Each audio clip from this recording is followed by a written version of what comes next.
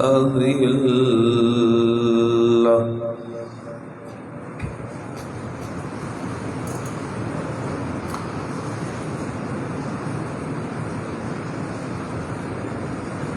اللهم صل على محمد وعلى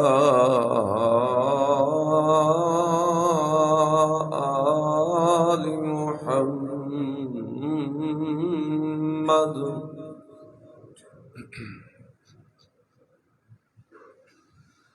وبارك وسلم ثم صل عليه.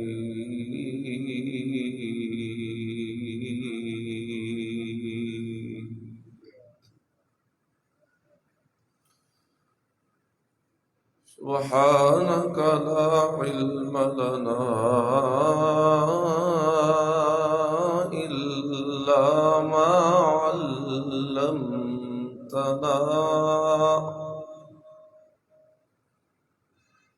إنك أنت العليم الحكيم.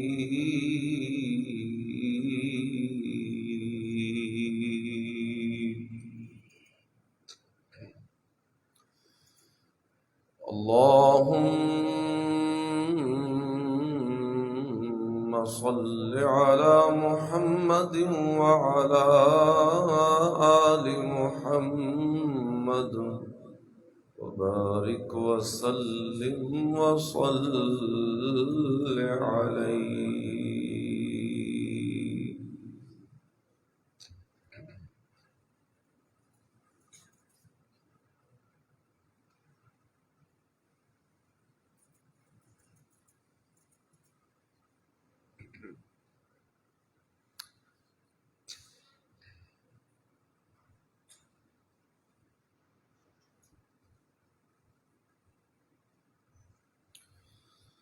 حضرات ذی وقار معزز دوستو،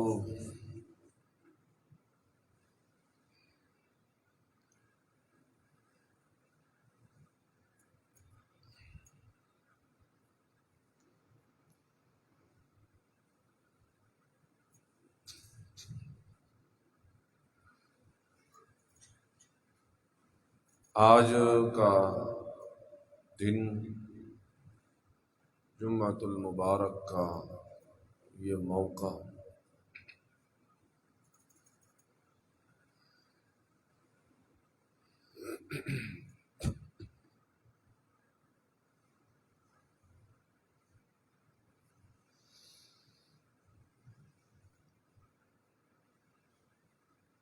اور رمضان المبارک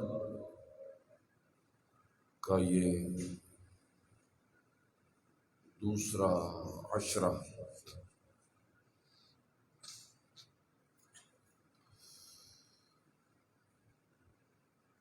آج اس موقع کی مناسبت سے کچھ کہنے کا ارادہ تو ہے،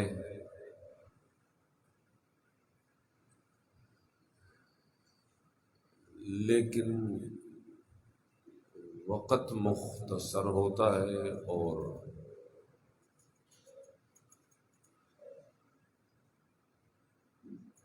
موضوعات کا ایک ہجوم ہے،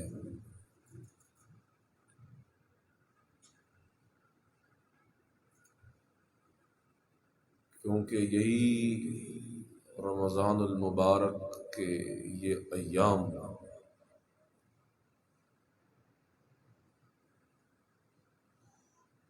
شرعی اور تاریخی اور اسلامی اعتبار سے بڑے اہمیت کے حامل ہیں۔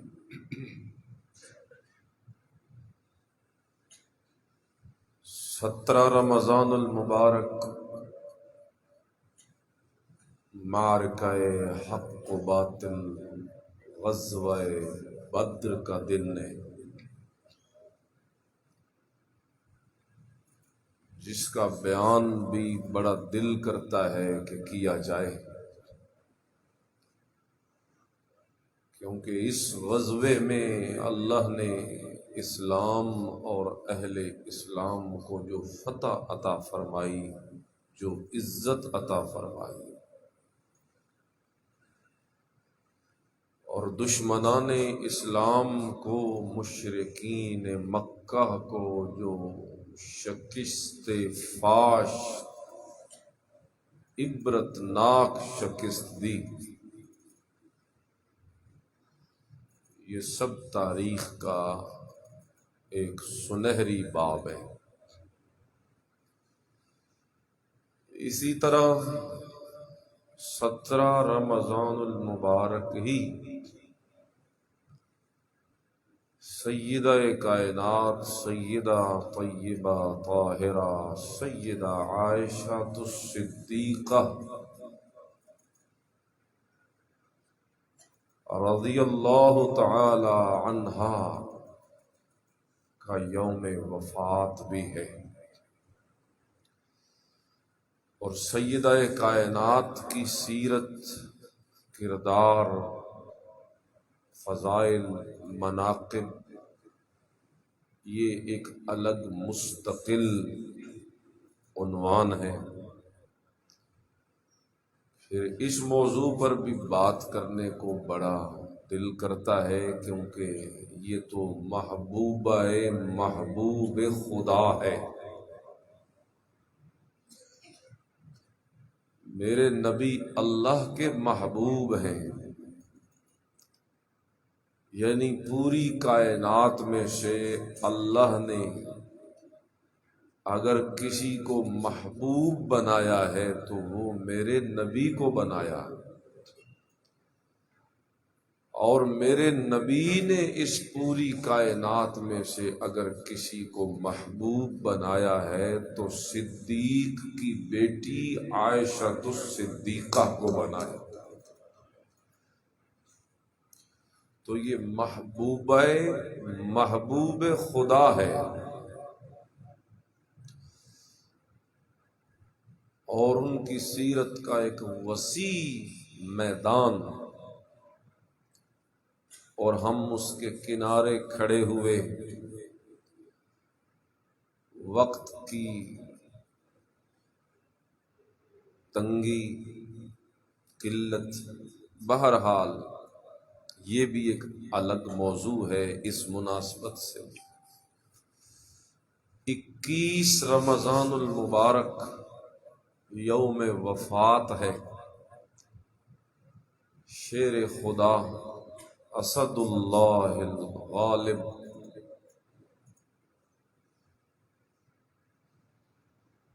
امیر المؤمنین حضرت سیدنا علی بن ابی طالب رضی اللہ تعالی عنہ کا۔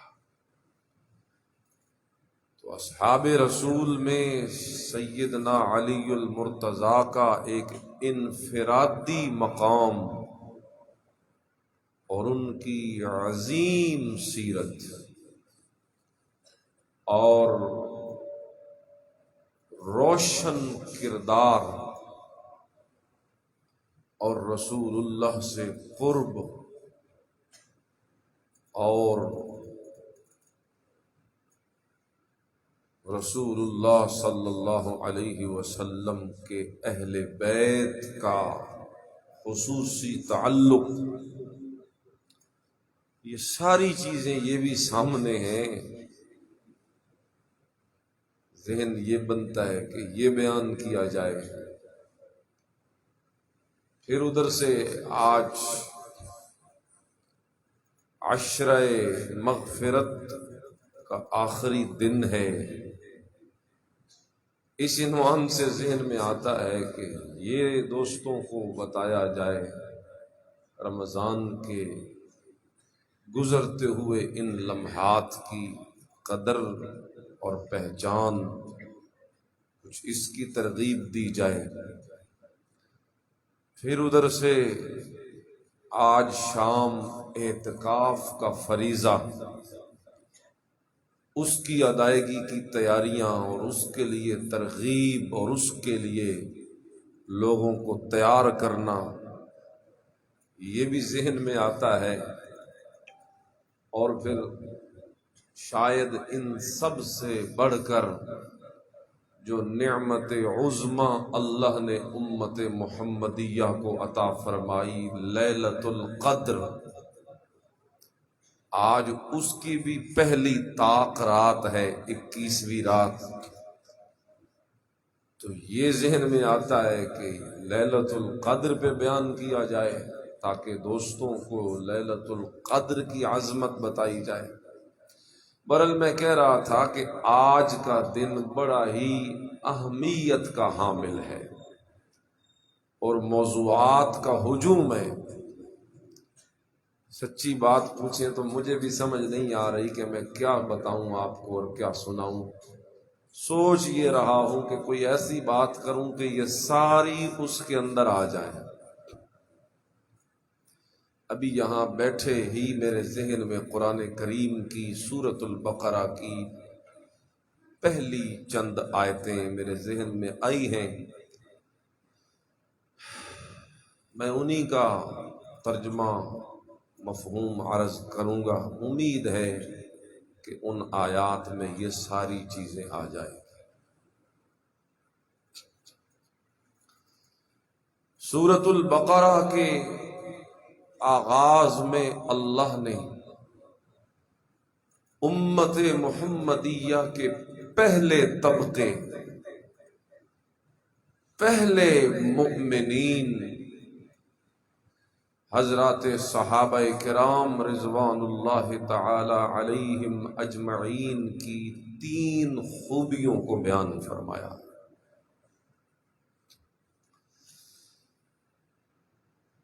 پہلی خوبی ان کے ایمان کی، دوسری خوبی ان کے اعمال کی، اور تیسری خوبی ان کے اخلاق کی۔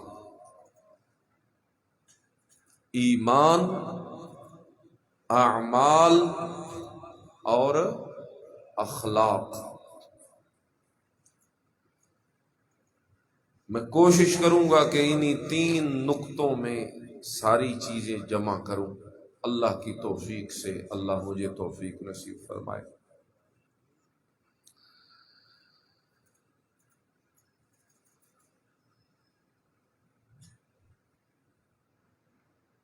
در حقیقت یہ مناظرہ بالیہود ہے۔ ان آیات میں اللہ نے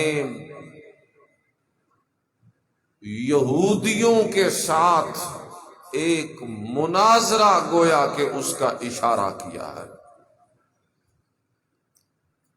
کیونکہ پیچھے جو پہلی آیت ہے سورۃ البقرہ کی، الف لام میم ذالک الکتاب لا ریب فیہ ھدی للمتقین، اس آیت میں اللہ نے عظمت قرآن کا ذکر کیا ہے، اور پھر آگے اس قرآن کریم کا کمال یہ ذکر کیا ہے کہ اس قرآن سے سیراب ہونے والے لوگ حضرات صحابہ کرام جیسے لوگ بنے، کہ جو قرآن اتنی عظمت والا ہے، لا ریب فیہ، کہ شک تو اس کے قریب بھی کبھی نہ آیا، مزید اگر اس کا کوئی عملی اس کی کوئی فضیلت یا کمال دیکھنا چاہتے ہو تو یہ کوئی کم کمال ہے کیا قرآن کا کہ ھدی للمتقین، اس قرآن کی پہلی کھیپ جو تیار ہوئی ہے انہیں صحابہ کرام کہا جاتا ہے۔ تو جس قرآن میں اتنی پاور ہو کہ وہ ابو بکر و عمر، عثمان و علی جیسے لوگ پیدا کر دے، پھر خود اندازہ لگاؤ کہ اس قرآن کی عظمت کا عالم کیا ہو۔ تھی تو پچھلی بھی اللہ کی کتابیں، تورات، زبور، انجیل، لیکن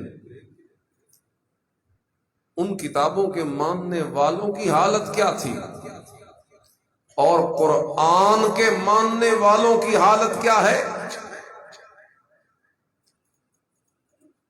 اللہ اسے آگے ذکر کرتے ہیں، گویا ایک طرح کا تقابل کرتے ہیں، ایک طرح کا تقابل کر کے رب العالمین جہاں عظمت قرآن کا اشارہ دیتے ہیں وہیں پہ عظمت صحابہ کرام کا بھی اشارہ دیتے ہیں۔ ان کتابوں سے فیض یاب ہونے والے، تعلیم حاصل کرنے والے، ان کی کیا حالت تھی اور قرآن سے فیض یاب ہونے والوں کی کیا حالت ہے؟ چنانچہ اللہ اسے ذکر کرتے ہیں، الذین یؤمنون بالغیب وَيُقِيمُونَ الصَّلَاةَ وَمِمَّا رَزَقْنَاهُمْ يُنْفِقُونَ۔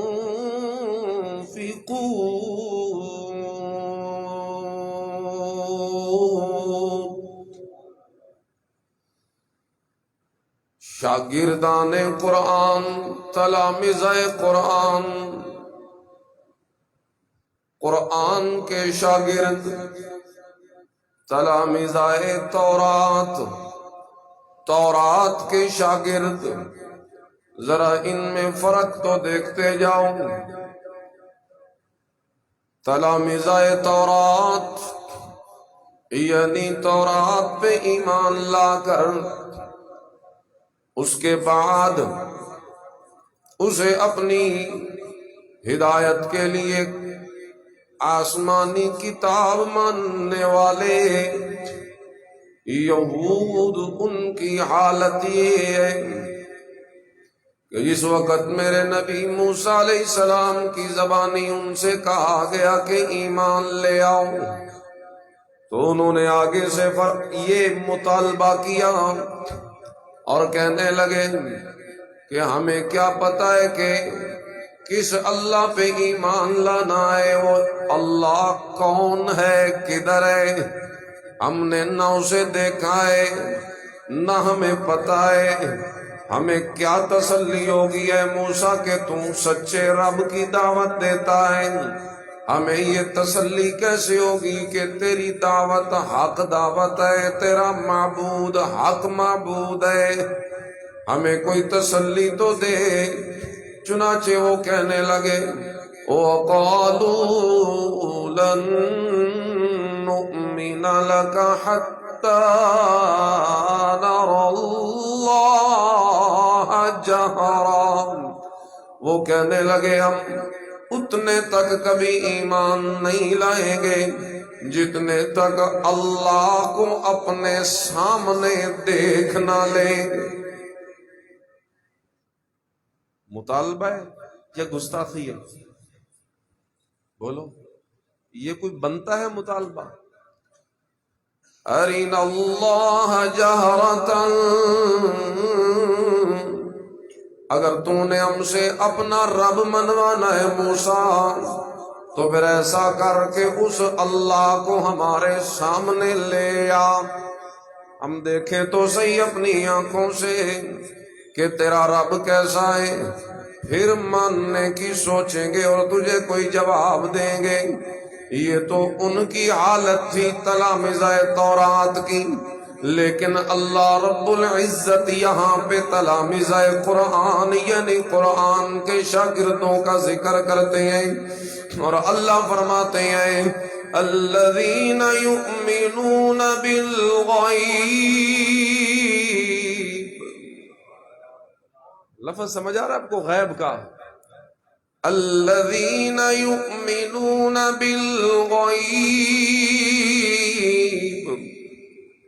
تلامذہ تورات یعنی تورات کے شاگردوں نے اللہ کے ماننے کے لیے شرط یہ رکھی کہ اللہ سامنے لے کے آؤ، حالانکہ یہ بہت بڑی گستاخی ہے، بے ادبی ہے، سوء ادب ہے، کتنی بڑی گستاخی ہے۔ ذرا سوچئے اس وقت نبی کے دل پہ کیا گزری ہوگی جب قوم کی طرف سے یہ جواب ملا ہوگا کہ اللہ کو منوانا ہے تو اسے سامنے لے کے آؤ۔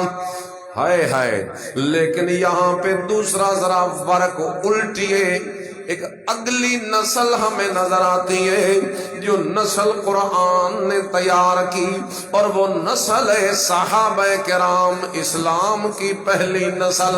چنانچہ ان کے متعلق اللہ فرماتے ہیں الذین یؤمنون بالغیب، یہ وہ لوگ ہیں جن سے میرے نبی کریم نے مطالبہ کیا تھا کہ اپنے رب کو مانو، تو انہوں نے اس وقت فوری طور پہ میرے نبی کریم کا صحابی ابو بکر جیسا بھی جانشار، وہ فدا ہونے والا، وہ کس طریقے سے اپنی جان لٹانے والا، فوری طور پہ ایمان قبول کر گیا بغیر کسی لالچ کے، ہچکچاہٹ کے۔ اس وقت ابو بکر صدیق نے ایمان قبول کیا، اسی طرح پوری جماعت صحابہ نے بن دیکھے اللہ پہ ایمان لایا۔ موسیٰ علیہ السلام کے ان امتیوں نے، ان یہودیوں نے، ان تورات والوں نے اللہ کے دیکھنے کا مطالبہ کیا، اور اس کے نتیجے کے اندر اللہ نے ان پہ ایسی پھٹکار وہ اپنی لعنت والی برسائی کہ اللہ تعالی نے آسمان سے ایک عذاب کے ذریعے انہیں اسی موقع پہ تباہ و برباد کر دیا تھا۔ لیکن یہاں پہ میرے نبی کریم کے صحابہ ہیں جن سے مطالبہ کیا جاتا ہے ایمان کا، تو وہ کوئی آگے سے ہچکچاہٹ پیدا نہیں کرتے، کوئی بنی اسرائیل کی طرح فضول سوال نہیں کرتے، کوئی فضول اعتراض نہیں کرتے، بلکہ بن دیکھے اللہ پہ ایمان لے آتے ہیں۔ اور صرف ایمان نہیں لے آتے، ایمان لانے کے بعد بن دیکھے معبود پہ اپنی جان کو بھی لٹانے لگ جاتے ہیں، بن دیکھے معبود کے سامنے جھکنے بھی لگ جاتے ہیں، بن دیکھے معبود کے رستے میں مال بھی خرچ کرنے لگ جاتے ہیں، بن دیکھے معبود کے آگے زاریاں اور عاجزیاں بھی کرنے لگ جاتے ہیں، بن دیکھے معبود کے لیے مارے بھی کھانے لگ جاتے ہیں، بن دیکھے معبود کے لیے بچوں کو بھی ذبح کروانے لگ جاتے ہیں، بن دیکھے معبود کے لیے وطن کو بھی قربان کرنے لگ جاتے ہیں، بن دیکھے معبود کے لیے اپنا وطن، اپنا چمن، اپنا امن، اپنا زمن، اپنا تن، اپنا من، اپنا دھن، ہر چیز صحابہ کرام قربان کرتے ہیں۔ اور اللہ وجد میں آ کے میرے نبی کے صحابہ کی تعریفیں کرنے لگ جاتا ہے، اور اللہ فرماتے ہیں اے میرے نبی واہ واہ میرا پیغمبر، کیسی تیری تربیت ہے، کیسی تیری تعلیم ہے، کیسی تیری کردار سازی ہے میرا پیغمبر، تو نے کیسے ہیرے تراشے ہیں، تو نے کیسے موتی تراشے ہیں میرا پیغمبر۔ ان لوگوں نے تو اللہ کو دیکھ کر ماننے کا مطالبہ کیا تھا، لیکن تیرے یاروں نے تو حد کر دی، مجھے دیکھا بھی نہیں ہے اور میرے پیچھے اپنی جانوں کو لٹا دیا ہے۔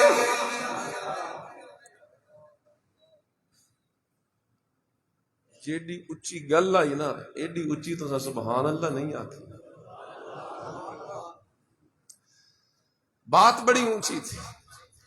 الذین یؤمنون بالغیب، بن دیکھے اپنے اللہ پہ ایمان لانے والے۔ چنانچہ اس کا ایک مظاہرہ دیکھنا ہو، اس کی ایک جھلک دیکھنی ہو صحابہ کی وفاداریوں کی، صحابہ کے ایمان کی، رب کعبہ کی قسم غزوہ بدر اس کی بہت بڑی مثال ہے۔ 17 رمضان، 17 رمضان کو یہ معرکہ اور بھوکے پیٹ، ہائے ہائے، اس موقع پہ یہ معرکہ پیش آتا ہے رمضان کے اس مہینے میں۔ اس موقع پہ صحابہ کرام رضوان اللہ علیہم اجمعین اپنے ایمان کی ایسی مثالیں قائم کرتے ہیں دنیا کے اندر کہ رہتی دنیا تک پھر ان مثالوں کا کوئی جواب پیش نہیں کر سکا۔ جس وقت پتہ چلا ہے میرے نبی کریم صلی اللہ علیہ وسلم کو کہ مشرکین اپنا لشکر 1000 کا تیار کر چکے ہیں، اس میں گھوڑے بھی ہیں، گھڑ سوار بھی ہیں، تیر بھی ہیں، تلواریں بھی ہیں، نیزے بھی ہیں، بڑے بڑے جنگجو بھی ہیں، بڑے بڑے سپہ سالار بھی ہیں، بڑا مال متاع بھی ہے، کیونکہ ابھی تازہ تازہ ابو سفیان شام کے علاقے سے اپنا تجارتی قافلہ لے کے آیا ہے، جو میرے نبی کریم صلی اللہ علیہ وسلم سے بچا کے کہیں کامیاب ہو گیا ہے، رستہ بدل کے نکل گیا ہے اور مسلمانوں کے ہتھے نہیں چڑھ سکا۔ اس موقع پہ جا کے وہاں سارا نفع، سارا کے سارا کا سارا مال ان تک خبر بھی پہنچ گئی کہ محمد اور ان کے اصحاب اس لشکر کے پیچھے تو لگے تھے، اسے لوٹنا تو چاہا تھا اور جہاد کرنا تو چاہا تھا، لیکن ہماری چالاکی کے ہم نکل کے رستہ بدل کے کامیاب ہو گئے ہیں اور ہمارا قافلہ لٹنے سے بچ گیا ہے۔ چنانچہ انہوں نے وہ عہد کیا، سارے سرداران قریش نے بلا کر سارے مکے والوں کو، ہر گھر کا پیسہ اس قافلے میں موجود ہے، ہر گھر کا مال اس قافلے میں موجود ہے۔ چنانچہ سب نے مشترکہ فیصلہ کیا کہ یہ سارے کا سارا مال، یہ سارے کا سارا نفع ہم ایک پائی بھی گھر نہیں لے جائیں گے، لگاؤ اسے جنگ پر اور مزہ چکھاؤ محمد اور ان کے صحابہ کو، جنگ کی تیاری کرو، مزہ چکھاؤ انہیں۔ ان کی ہمت کیسے ہوئی ہے کہ انہوں نے ہمارے تجارتی قافلے کی طرف آنکھ اٹھا کے دیکھی، یہ تو ہم اپنی چالاکی سے بچ کے آ گئے ہیں، ورنہ وہ گزرنا تو مدینے کے رستے سے تھا اور مدینہ والوں نے تو لوٹنے کا پروگرام بنایا تھا۔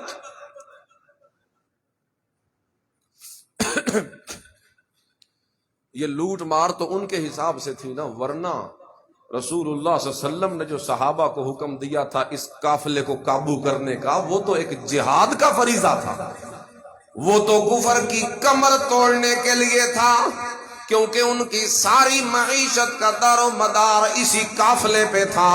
میرے نبی کریم نے سوچا اگر یہیں سے ہم اسے وہ قابو کر لیں گے، یہیں سے ان کا مال جو ہے اپنے قبضے میں لے لیں گے تو کفر کی بڑھتی ہوئی طاقت بڑھ نہیں سکے گی، کفر کو جو پاور ملنی ہے مل نہیں سکے گی۔ چنانچہ اسی موقع پہ یہ پروگرام تو بنا لیکن ہو نہ سکا۔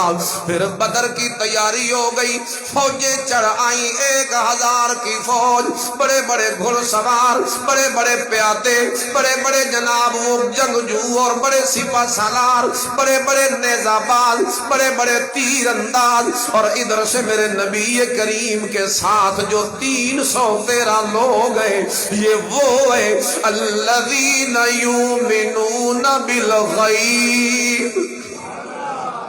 فرق یہ ہے ان کے پاس مادی طاقت تو بڑی ہے لیکن ایمان کی طاقت کوئی نہیں۔ ادھر سے میرے نبی کریم کے اصحاب کے پاس مادی طاقت تو کوئی نہیں لیکن ایمان کی طاقت تو ہے، اور ایمان بھی ایسا الذین یؤمنون بالغیب، بن دیکھے ایمان، اللہ پہ ایمان، سچا ایمان۔ چنانچہ میرے نبی کریم صلی اللہ علیہ وسلم نے حکم دے دیا صحابہ کو کہ اب تم نے نکلنا ہے اللہ کے راستے میں جہاد کے لیے۔ اندازہ لگائیے کافروں کے لشکر نے بدر کے مقام پہ پہلے پہنچ کے بدر کے کنویں پہ قبضہ بھی کر لیا ہے۔ اس موقع پہ پہنچ کے انہوں نے وہ جو پتھریلی زمین ہے، پکی زمین ہے، اس زمین پہ قبضہ بھی پہلے کر لیا ہے۔ مسلمان بعد میں پہنچے ہیں، مسلمانوں کے پاس پانی بھی کوئی نہیں، کیونکہ قبضہ کنویں پہ تو کافروں نے کر لیا ہے۔ پھر اس موقع پہ جس زمین پہ فوجیں کھڑی کی ہے وہ زمین بھی ریتلی ہے، گھوڑا چل نہیں سکتا، لوگ دوڑ نہیں سکتے۔ اتنی بڑی پریشانی ہو گئی کہ سارا میدان تو کافروں نے پہلے قابو کر لیا ہے۔ اب مسلمانوں کے پاس بظاہر کوئی طاقت نہیں ہے، نفری بھی تھوڑی ہے، 2 گھوڑے ہیں، چند ٹوٹی ہوئی تلواریں ہیں، نہ کوئی مال ہے، نہ ہتھیار ہے، نہ اسباب ہے، نہ گھوڑے ہیں، نہ اونٹ ہے، نہ کوئی اسلحہ ہے، نہ تیر ہے، نہ تلوار ہے، پھر پانی بھی کوئی نہیں، پھر زمین جو ہے وہ بھی ان کے حق میں بہتر کوئی نہیں۔ ایسے موقعوں پہ اللہ دیکھ تو رہا تھا۔ میرے نبی کریم نے ذرا ایک مرتبہ پھر صحابہ سے ان کے ایمان کو چیک کرنے کے لیے پوچھا، اور صحابہ ذرا بتاؤ میرے یاروں، میرے وفاداروں، میرے جانشاروں، اب پہلا مارکہ اسلام اور کفر کا آج تک تو صرف باتیں کرتے رہ گئے، آج تو مقابلے میں نکل کر کافروں کا مقابلہ کرنا ہے، تو جواب دو تم میرے ساتھ کیا کرو گے؟ اپنے صحابہ سے اس موقع پہ صحابہ کی تقریر حدیث میں موجود ہے۔ رب کعبہ کی قسم مطالعہ کرتے پڑھتے دیکھ کر بھی آنسو چھلک پڑتے ہیں صحابہ کے لفظوں کو پڑھ کر۔ حضرت مقداد رضی اللہ تعالیٰ عنہ کھڑے ہو گئے اور کہنے لگے، اور میرے محبوب جی ہم نے مانا ہے تو بن دیکھے مانا ہے، اور پھر آپ پریشان نہ ہو جائیے، لا نقول الا کما قال اصحاب موسیٰ، ہم موسیٰ علیہ السلام کے ساتھیوں کی طرح نہیں کہیں گے کہ جس وقت ان سے کہا گیا تھا کہ آؤ میدان میں لڑنے کے لیے تو انہوں نے کہا تھا اذهب انت وربك فقاتلا انا هاهنا قاعدون۔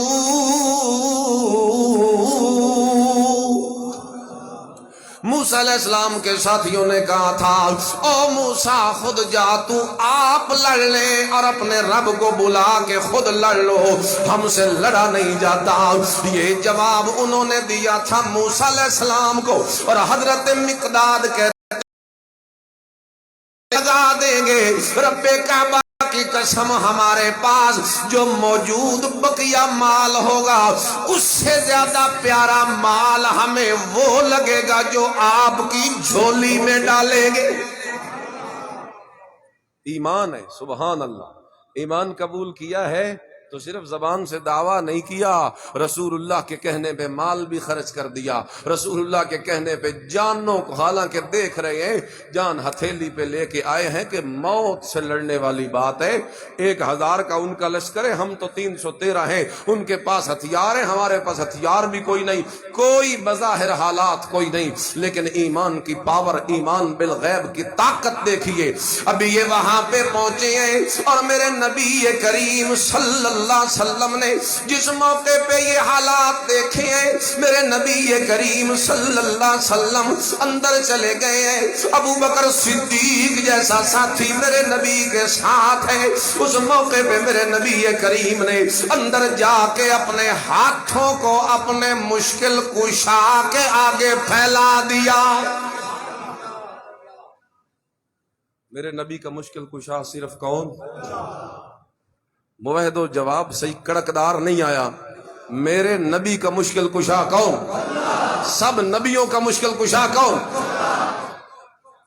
جب نبی کا مشکل کشا اللہ تو پھر ہمارا مشکل کشا بھی سبحان اللہ۔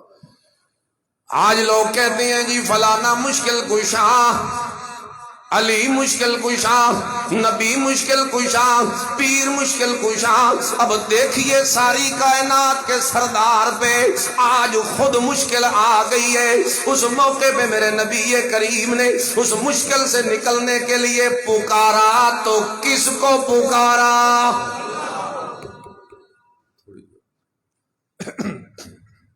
اللہ کو پکارا اور دعا کی۔ سیدنا صدیق اکبر حضور کے ساتھ ہیں اور میرے نبی نے اپنے ہاتھوں کو بلند کر دیا اور کہا اللہم ان تہلک ہذہ العصابہ، رب العالمین اگر آج یہ 313 بھی چلے گئے، کام آ گئے، تو پھر سن، اس زمین پر تیری خالص عبادت کرنے والا کوئی نہیں رہے گا۔ تو مدد کر، تو مدد کر، مدد کر میری دو جہانوں کے مالک، مصیبت میں نے پکارا ہے تجھ کو، مدد کر میری دو جہانوں کے مالک، مصیبت میں نے پکارا ہے تجھ کو، کیونکہ میرا عقیدہ ہے مدد کرنے والا کوئی نبی نہیں، ولی نہیں، پیر فقیر نہیں، چھوٹا بڑا نہیں، زندہ مردہ نہیں، عرشی فرشی نہیں، مکی مدنی نہیں، عربی عجمی نہیں، مدد کرنے والا تو اکیلا۔ اس تو وڈی اور کیڑی دلیل میں تم دیواں کہ میں آپ کو یہ سمجھاؤں کہ اللہ سے مدد مانگا کرو؟ اس سے بڑی دلیل اور کیا ہو سکتی ہے کہ تمہارا نبی آج مشکل وقت میں اپنے دونوں ہاتھوں کو اپنے مالک کے سامنے پھیلا کے بیٹھا۔ اور میں کیڑی دلیل دے؟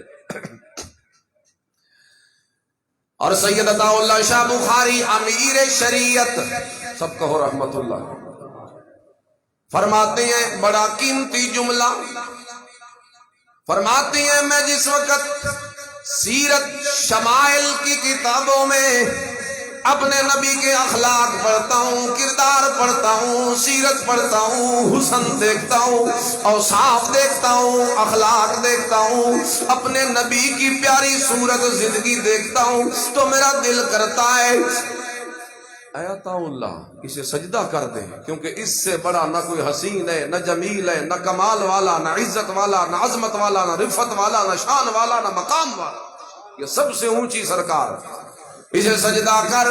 لیکن پھر بھی اس وقت اسی نبی کی سیرت میں بدر کی وہ رات میں پڑھتا ہوں تو مجھے نظر آتا ہے کہ یہ حسن والا نبی تو کسی اور کے آگے جھکا ہوا ہے، یہ حسن والا نبی، یہ مقام اور درجے والا نبی تو کسی اور کے آگے جھکا ہوا ہے۔ پھر میرا ضمیر کہتا ہے اے عطا اللہ اسے نہ پکار بلکہ اسے پکار جسے یہ کمالوں والا نبی پکار رہا ہے۔ پھر تو بھی اسی کو پکار جسے یہ پکار رہا۔ سبحان اللہ۔ بہرحال یہ عقیدہ، یہ مسلک میرے دوستوں نے یاد رکھنا ہے کہ مدد مانگے جانے کے لائق صرف اور صرف کون ہے؟ اللہ اکبر کبیرہ۔ یہ میرے نبی کے صحابہ کا ایمان، پھر اللہ نے بھی کیسا انعام دے دیا۔ اللہ فرماتے ہیں انی ممدکم بِأَلْفٍ مِّنَ الْمَلَائِكَةِ، اور میرا سونا اگر تیرے یار ایمان میں اتنے پکے ہو چکے ہیں تو پھر تجھے مبارک ہو۔ آج کافروں کی تعداد اگر زیادہ ہے تو ان کی تعداد سے مرعوب ہونے کی ضرورت نہیں۔ اگر ان کی تعداد ابو جہل، عتبہ، شیبہ اور ان کافروں کی شکل میں زیادہ ہے تو ان کا مقابلہ کرنے کے لیے جبریل، اسرافیل، اسرائیل جیسے فرشتوں کو بھیج رہا۔ پھر میں جبریل جیسے فرشتوں کو بھیج رہا، 1000 کا لشکر اتار کے اللہ نے کفر کا منہ پلٹ کے رکھ دیا اور فتح ان 313 کی جھولی میں آ پڑی، جن 313 کا عقیدہ یہ تھا کہ مشکل کشا صرف اکیلا، حاجت روا صرف اکیلا، صرف انہی کو فتح ملی۔ اللہ اکبر کبیرہ۔ یہ بدر کا مارکہ اسی 17 رمضان کو پیش آیا۔ ایک تھوڑی سی میں نے جھلک دی ہے کہ صحابہ قرآن کے شاگردوں کی پہلی وصف اللہ یہ بیان کرتے ہیں کہ ایمان انہوں نے بن دیکھے قبول کیا۔ سبحان اللہ۔ آج ہم بھی انہی کی نسل ہیں، ہمارے اسلاف، ہمارے آبا، ہمارے اجداد وہی تھے جنہیں صحابہ کرام کہا جاتا۔ ہم نے انہی کے نقش قدم پہ چلنا ہے۔ آگے اللہ فرماتے ہیں الذین یؤمنون بالغیب ویقیمون الصلاۃ۔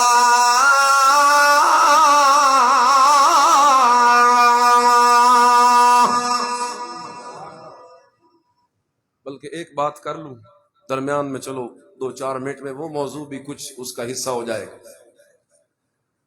اسی بدر کے موقع پر ایک اور بھی عجیب منظر ہمارے سامنے آتا ہے۔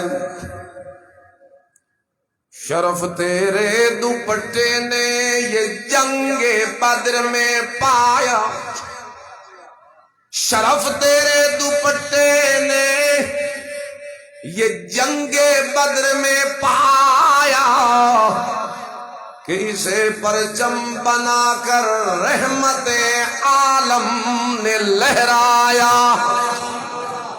میری ماں سیدہ طیبہ طاہرہ، ساری کائنات میں مومنوں کی ماں، وہ ماں جس سے محبتیں دل کی تاروں کو چھو لیتی ہے، وہ ماں جو میرے نبی کا حرم بنی ہے، وہ میری ماں جو صدیق اکبر کی گود میں پلی ہے، وہ ماں جو میرے نبی کا حرم بنی ہے، میرے نبی کی عزت بنی ہے، میرے نبی کا وقار بنی ہے، میرے نبی کی عفت بنی ہے، میرے نبی کی طہارت بنی ہے، وہ ماں جس نے سینکڑوں حدیثیں امت تک پہنچائی ہیں، وہ ماں جس کے لیے تیمم کا حکم نازل ہوا ہے، وہ میری ماں سیدہ کائنات سیدہ طیبہ طاہرہ عائشہ صدیقہ رضی اللہ تعالیٰ عنہا، کہ جن کے اوپر جس وقت تہمت لگتی ہے رب قرآن کی 18 آیتیں اتار کے میری ماں کی صفائیاں بیان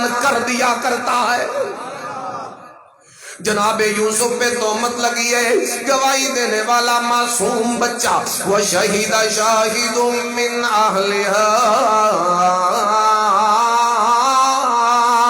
سیدہ مریم پہ تہمت لگی ہے، گواہی دینے والا چھوٹا معصوم بچہ عیسیٰ علیہ السلام ہے۔ لیکن جس وقت میرے نبی کی بیوی پہ عائشہ صدیقہ پہ تہمت لگتی ہے، رب قرآن اتار کے 18 آیتوں کے ذریعے میرے نبی کی بیوی کی طہارت کی گواہیاں خود اللہ دیا کرتا ہے۔ الخبیثات للخبیثین والخبیثون للخبیثات والطیبات للطیبین والطیبون للطیبات اولئک مبرؤون مما یقولون۔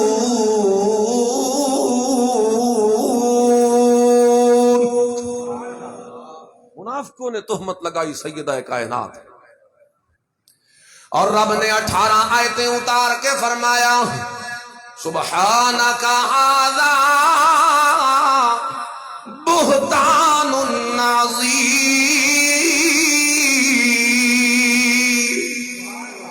اور اندر کے پلیتو تمہارے من کی خرابی ہے، تمہارے اندر کی منافقت ہے کہ تم نے میرے نبی کی پاکیزہ بیوی پہ تہمت لگا دی ہے گناہ والی۔ اور ظالمو، تم یہ کبھی نہ سوچا کہ یہ وہی نبی تو ہے جسے میں نے اتنا پاکیزہ بنایا ہے کہ مکھی بھی اس کے بدن پہ کبھی بیٹھی نہیں ہے، جو اتنا پاکیزہ نبی ہو کہ جس کے بدن پہ مکھی جیسی گندی چیز بیٹھنا اللہ گوارا نہیں کرتا، بھلا اس پاک نبی کی بیوی ایسی عورت کو کیسے بنا سکتا ہے جس نبی کے بدن پہ مکھی نہ بیٹھے؟ ناپاک عورت کیسے آ سکتی ہے؟ اس لیے سن لو، جس طرح میرا نبی پاک ہے اسی طرح میرے نبی کے حرم بننے والی عائشہ بھی پاک ہے۔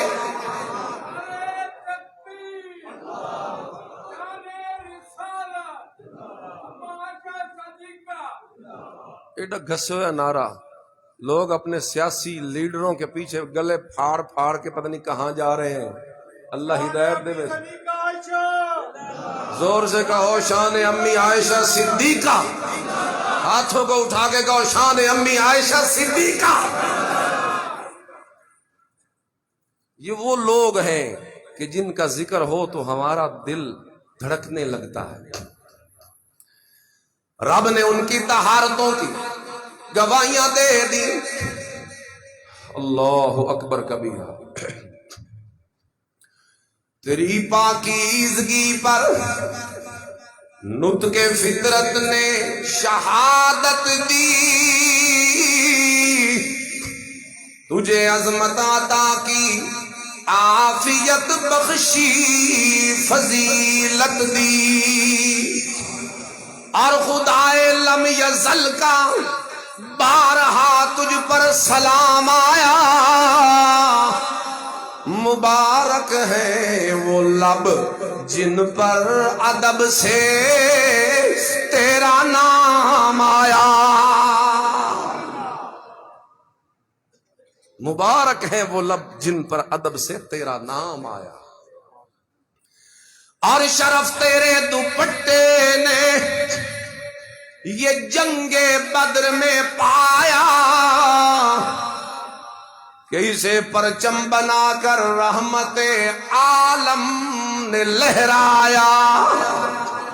جس وقت اسلامی علم بردار گھائل ہو کر، زخمی ہو کر، زخموں سے چور ہو کر نیچے گر پڑے اور اسلام کا پرچم بھی نیچے گر پڑا، اس موقع پہ میرے نبی کریم نے اسلام کے پرچم کو بلند کرنے کے لیے اپنی بیوی سیدہ عائشہ کا دوپٹہ لیا، اور سیدہ عائشہ کے دوپٹے کو علی جیسے بہادر کے ہاتھ میں دے کر وہ پرچم لہروایا اور دنیا کو بتا کے رکھ دیا، تم تو عائشہ اور علی کو آپس میں جدا کرتے ہو، حالانکہ یہاں تو منظر یہ ہے کہ دوپٹہ عائشہ کا ہے اور لہرانے والا علی المرتضیٰ ہے۔ دوپٹہ عائشہ کا ہے اور لہرانے والا کون ہے؟ زور سے بولو کون ہے؟ علی ہے۔ سب کہو رضی اللہ تعالی عنہ۔ اور علی کی بہادری یہ بھی تو مسلم ہے نا، علی کی بہادریاں یہ بھی تو تاریخ کا ایک روشن باب ہے۔ علی جیسے بہادر بھلا کب جنتی ہے ماں بار بار؟ سیدنا علی یہ وہ عظیم شخصیت ہے جسے میرے نبی کی گود پرورش کے لیے نصیب ہوئی۔ میرے نبی نے خود اپنے چچا ابو طالب کو دیکھا، کثیر العیال ہے، تو اپنے دوسرے چچا سے بات کی، کہا کہ چچا کی اولاد زیادہ ہے لیکن خرچہ نہیں ان کا پورا ہوتا اور میں دیکھ کے برداشت نہیں کر سکتا، ایسا کرو ایک بیٹے کو آپ لے لو اپنی کفالت میں اور ایک کو میں لے لیتا ہوں تاکہ چچا کا بوجھ ہلکا ہو جائے۔ یہ ہے میرے نبی کی سیرت، یہ ہے میرے نبی کی سیرت۔ اس موقع میں علی کو حضور نے اپنی گود میں لے لیا، اور علی وہ خوش قسمت انسان ہے، باقی صحابہ تو بعد میں آئے، ان کی جوانیاں میرے نبی کے ساتھ گزری، ان کے بڑھاپے میرے نبی کے ساتھ گزرے، لیکن علی المرتضیٰ وہ واحد صحابی ہے جس کا بچپنا بھی میرے نبی کے پاس گزرا ہے۔ یہ وہ واحد صحابی ہے جس کا بچپنا بھی میرے نبی کے پاس ہے، جو میرے نبی کے گھر میں رہنے والا، میرے نبی کا خادم بھی بننے والا، میرے نبی کا پروردہ بھی بننے والا۔ آج لوگ طرح طرح کی باتیں کرتے ہیں کہ یہ علی کو نہیں مانتے۔ سنیے گا، ہم کہتے ہیں جس طرح صحابہ کرام کا انکار کفر ہے، اسی طرح اہل بیت کا انکار بھی کفر ہے۔ جس طرح صحابہ کی گستاخی کفر ہے، اسی طرح اہل بیت کی گستاخی بھی کفر ہے۔ ہم تو یہ کہتے ہیں ہماری ایک آنکھ کا نور اگر ابو بکر ہے تو دوسری آنکھ کا نور علی ولی ہے۔ ہم تو صحابہ کو بھی مانتے ہیں، اہل بیت کو بھی مانتے ہیں، یہ کس نے دھوکہ دیا؟ بہرحال تو یہ بدر ہے، الذین یؤمنون بالغیب ویقیمون الصلاۃ۔ اعمال میں بھی یہ آگے، یہ نمازوں کو قائم کرنے والے، یہ ایمان قبول کر کے ہاتھ پہ ہاتھ رکھ کے بیٹھنے والے نہیں، بلکہ نمازوں کو قائم کرنے والے۔ ان بنی اسرائیلیوں کو، تورات والوں کو ایک سجدے کا کہا گیا تھا، ادخلوا الباب سجدا، کہ اس شہر کے دروازے سے داخل ہونا ہے تو جھک کر داخل ہونا ہے، سجدے کی حالت میں داخل ہونا ہے۔ لیکن وہ سجدے کے بل کہاں داخل ہوتے؟ ان ظالموں نے بڑی اللہ کے حکم کی توہین کر دی۔ لیکن یہاں پہ میرے نبی کریم صلی اللہ علیہ وسلم نے اپنے یاروں کو جس وقت کہا، اللہ کے سامنے جھکنے کی ترغیب دی، اعمال کی ترغیب دی، نماز کی ترغیب دی۔ یہاں ایسے ایسے لوگ ہیں، میں کیا کیا واقعات پڑھ کے سناؤں صحابہ کے سجدوں کے، حتیٰ کہ اللہ کا قرآن بھی گواہی دیتا ہے، اور اللہ کا قرآن کہتا ہے تراہم رکعا سجدا۔ میرے نبی کے صحابہ کی ایک وصف یہ ہے، اے میرا نبی تو اپنے شاگردوں کو جب جب بھی دیکھے گا یہ تب یا رکوع میں پڑے ہوں گے یا سجدوں میں پڑے ہوں گے، یا رکوع میں پڑے ہوں گے یا سجدوں میں پڑے ہوں گے۔ چنانچہ سجدوں میں بھی صحابہ کی کوئی مثال نہیں، سجدوں میں اعمال میں بھی صحابہ بڑے آگے ہیں۔ آج ہمارے پاس بھی موقع بڑے ہیں، رمضان کا مہینہ، اعتکاف کا موقع، لیلۃ القدر کا موقع، ہمارے پاس بھی بڑے موقع آ چکے ہیں۔ کوئی ہے قدر کرنے والا کہ جو اللہ کی اس آواز پہ لبیک کہے؟ کوئی ہے جو اعتکاف جیسے پاکیزہ عمل کے لیے اپنے آپ کو پیش کر دینے والا ہے؟ وہ اعتکاف کہ میرے نبی نے پوری زندگی جس کا ناغہ نہ کیا، وہ اعتکاف جس کے اندر بیٹھ کے بندہ اللہ کی نظروں میں مقبول ہو جاتا ہے، وہ اعتکاف کا عمل جس کے کرتے ہوئے انسان مسلسل نیکیاں کماتا رہتا ہے، وہ اعتکاف کا عمل جس کے کرتے ہوئے گناہوں کی بریک لگ جاتی ہے، وہ اعتکاف کا پاکیزہ عمل کہ جس کے کرنے والا روزوں کا پابند ہو جاتا ہے، وہ اعتکاف کا عمل جس کے کرنے والا لیلۃ القدر کو پا لیا کرتا ہے، حاصل کر لیا کرتا ہے۔ کون سی لیلۃ القدر؟ وہ لیلۃ القدر جس کے متعلق اللہ کا قرآن کہتا ہے خیر من الف شہر، 1000 مہینوں کی راتوں میں عبادت کر کے بندہ اللہ کے قریب اتنا نہیں ہو سکتا جتنا صرف ایک لیلۃ القدر والی رات میں عبادت کر کے اللہ کے قریب ہو سکتا۔ وہ لیلۃ القدر آج آئیے ہمارے دروازے پر۔ سنیے گا، 2-4 باتیں کروں گا، تھوڑی سی توجہ کیجیے۔ لیلۃ القدر کیا ہے؟ اِنَّا أَنزَلْنَاهُ فِي لَيْلَةِ الْقَدْرِ وَمَا أَدْرَاكَ مَا لَيْلَةُ الْقَدْرِ لَيْلَةُ الْقَدْرِ خَيْرٌ مِّنْ أَلْفِ شَهْرٍ۔ یہ وہ رات ہے جو 1000 مہینے کی راتوں سے بھی زیادہ اہم ہے، بہتر ہے، بہتر ہے، بہتر ہے۔ اور آگے اللہ فرماتے ہیں تَنَزَّلُ الْمَلَائِكَةُ وَالرُّوحُ فِيهَا یہ وہ رات ہے جس رات کے اندر اپنی عبادت کرنے والے نیک بندوں کو سلام کہلوانے کے لیے میں اسی فرشتے کو بھیجتا ہوں جس جبریل کو کبھی میں اپنے نبیوں پہ بھیجا کرتا تھا۔ حد نہیں ہو گئی، جو جبرائیل کبھی میرے نبی کے پاس آتا تھا قرآن لے کر، لیلۃ القدر میں عبادت کرنے والا اتنا اونچا ہو جاتا ہے کہ وہی جبرائیل اس عام سے بندے کے پاس اللہ کا سلام لے کے آ جاتا ہے۔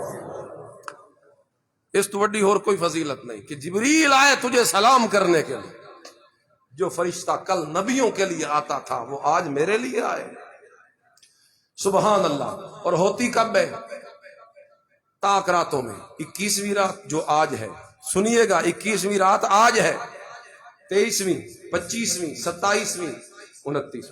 ہم نے صرف 27 کو درجہ دے رکھا ہے کہ یہی لیلۃ القدر ہوتی ہے، باقیوں کی پرواہ نہیں کرتے۔ حالانکہ حدیث پاک میں آتا ہے، رسول اللہ صلی اللہ علیہ وسلم کو بتلایا گیا کہ یہ وہ رات لیلۃ القدر کی وہ ہوگی کہ جب آپ سجدہ کریں گے مٹی میں، مٹی اور پانی میں، یعنی کیچڑ میں آپ سجدہ کریں گے۔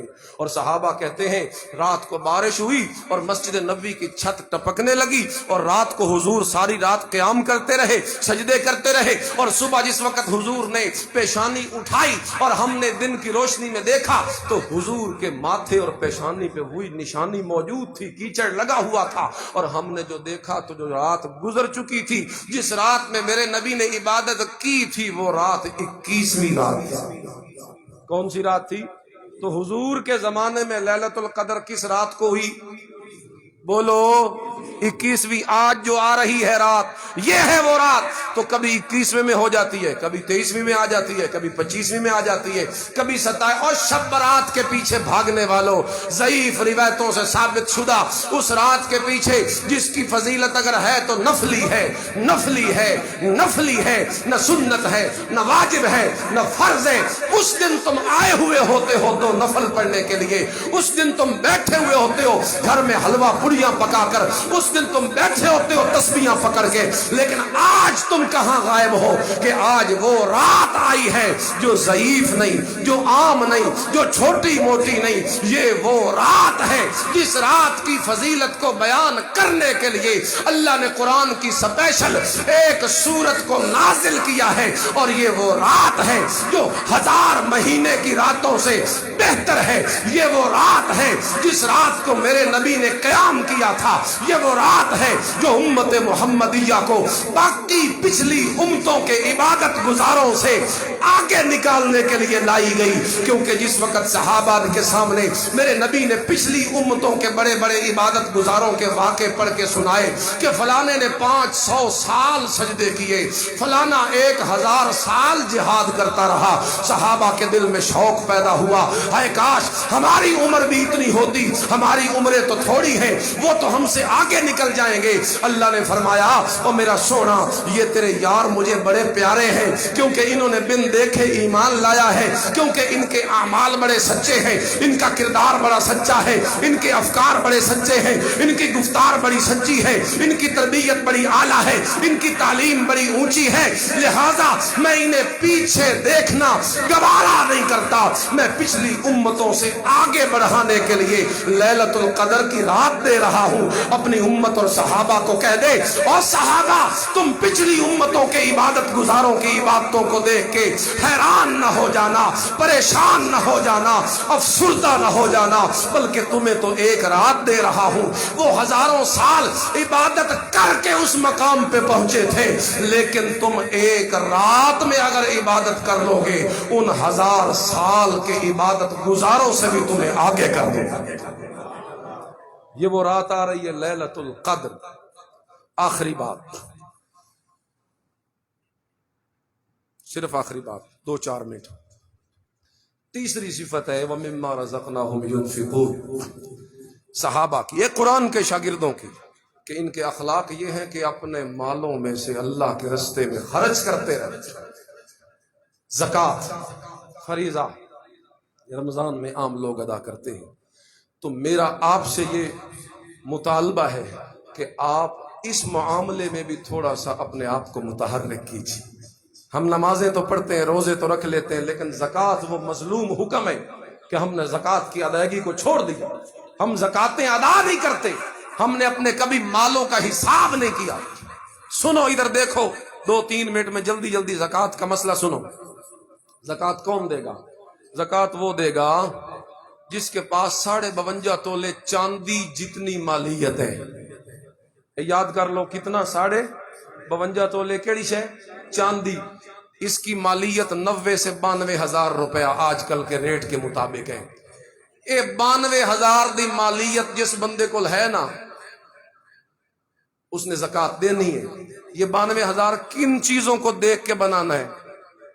یہ سنیے، 4 چیزیں: سونا، چاندی، نقد پیسے، مال تجارت. ان 4 چیزوں کو آپ کاؤنٹ کریں گے، ان کا مجموعہ کل پیسے ان چاروں کے اگر 92 ہزار سے زیادہ بن گئے تو زکوٰۃ دینی فرض ہے، اور اگر اس 92 ہزار سے تھوڑے ہیں تو آپ پہ زکوٰۃ دینی فرض. سن لیا مسئلہ آپ نے؟